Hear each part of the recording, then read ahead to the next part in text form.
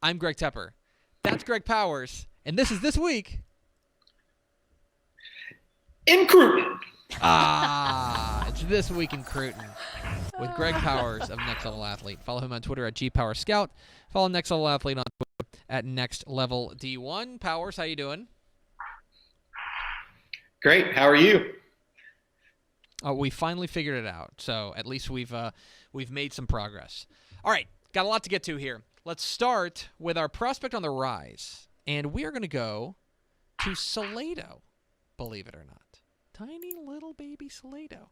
To talk about 2021 athlete Rook Brown. Rook Brown, 5'11", 175-pound athlete. He picked up his first offer this week from Louisiana Monroe. You believe this is not going to be the last one that we see for Rook Brown, the Salado athlete. I know you came away pretty impressed with him.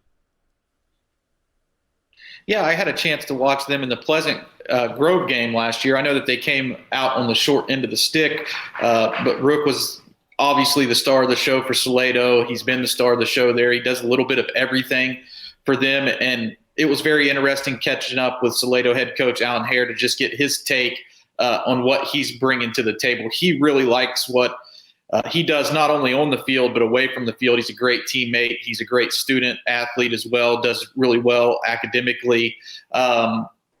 He's just one of those guys who I think his recruitment is a bit slowed because he does so many different things on the field. It may have been hard to get an exact picture of what he's bringing to the table, but I personally feel his closing speed as a hybrid linebacker, maybe a strong safety, is what really makes him special. That's what jumps out on tape to me. I really love his ability as a tackler and the skills he shows tracking the football.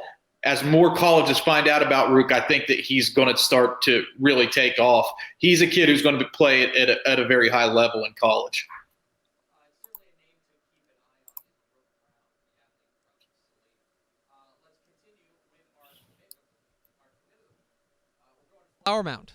Flower Mound defensive end Stone Ebby has committed to SMU. That's a pretty big pickup there for the Ponies. He had offers from all over, including Baylor, Washington State, Duke, Purdue. He has decided to stay relatively close to home from Flower Mound. Defensive end Stone Ebby is heading to the Ponies. What can you tell us about him? Well, I first off want to kind of give a little bit of a shout out to what SMU's doing on the recruiting trail in the class of 2021.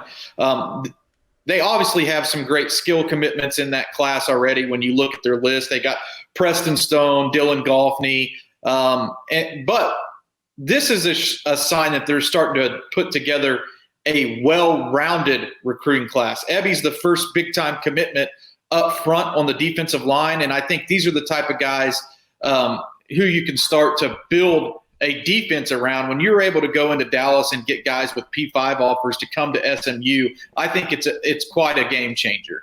As far as talent goes, Ebby's one of those guys. We had the Next Level Athlete showcase in Dallas, and what I really like about his showing there was from his first rep to his last rep, he showed steady and continued improvement in each drill.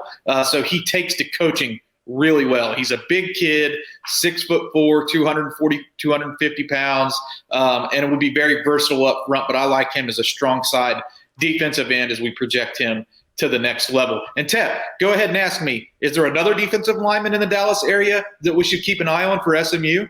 Hey, Powers, quick question. Can you name another defensive lineman in the DFW Metroplex that maybe we should keep an eye on for SMU? Yeah, I'm keeping a close eye on DCTF Hot 100 member Braylon Jackson. This is a kid who SMU has done another tremendous job recruiting, and he may be the next domino to fall for that program and really give the Mustangs a great 1-2 punch up front, starting that class with a good defensive end like Ebby and potentially adding Jackson into the mix at defensive tackle. We're talking with Greg Powers of Next Level Athlete here on Texas Football Today. Get involved in the conversation at #TF Today. All right, let's move on to our underclassmen of the week. Our underclassmen of the week Lubbock Estacado, 2022 offensive lineman Jihad Lateef. He has picked up an offer from Arizona State this week. That is his second Power 5 offer. He's got an offer from Kansas as well, along with Tulsa, Colorado State, and North Texas. This is a guy who's the District 2 4A Division I newcomer of the year last year. And you feel like this may be one of those dominoes that falls and maybe knocks over a few more.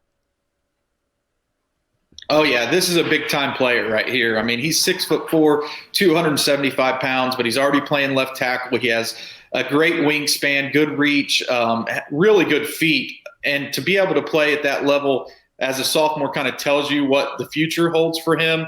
I do feel like more schools are going to start to jump on board. I wouldn't be surprised if Texas Tech is one of the next dominoes to fall.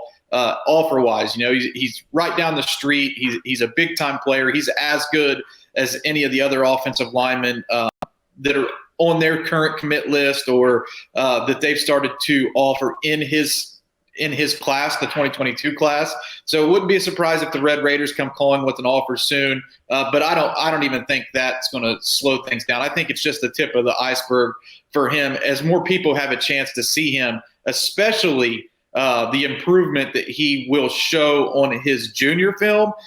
He's going to blow up. He's a big-time player. Let's wrap it all up with our Recruit of the Week. Our Recruit of the Week, we're going to Duncanville to talk about their 2021 linebacker, Kendrick Blackshire. Kendrick Blackshire is a big-time name that you didn't see on the field last year. He tore his ACL, missed the entirety of the season for Duncanville last year, but he's a big-time prospect, as shown by the fact that he has named his 3. Texas A&M, Alabama, and LSU are in the top 3. You think he's a lean towards Alabama right now, but Kendrick Blackshire is definitely that dude.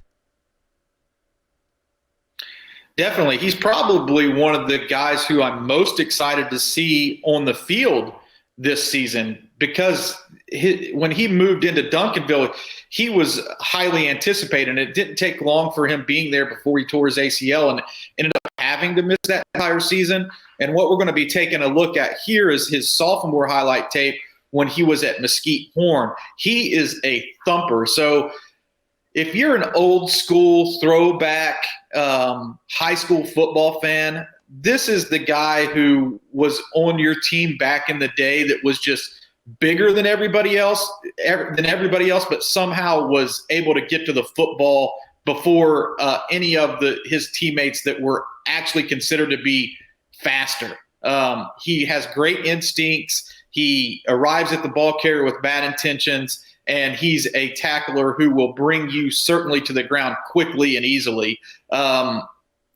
I'm interested to see how Duncanville is going to use him, but we project him as an inside linebacker at the next level. I think he could do some different things at the high school level. If he's not playing linebacker, he's one of those guys who could put his hand in the dirt sometimes and have a presence up front on what is considered, I think, to be the state's best defensive line group. So interested to see how they use him this year and see what he brings to the table. He's going to make that defense even better. He's Greg Powers of Next Level Athlete. He makes us better.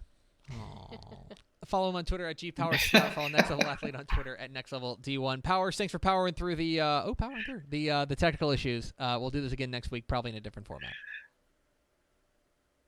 I do miss the Power Zone. I'll say that, but glad to be here, and thanks for having me. We'll see you guys next week. It's over there. I'm pointing to the Power Zone. It misses you. We'll talk to you next week, bud.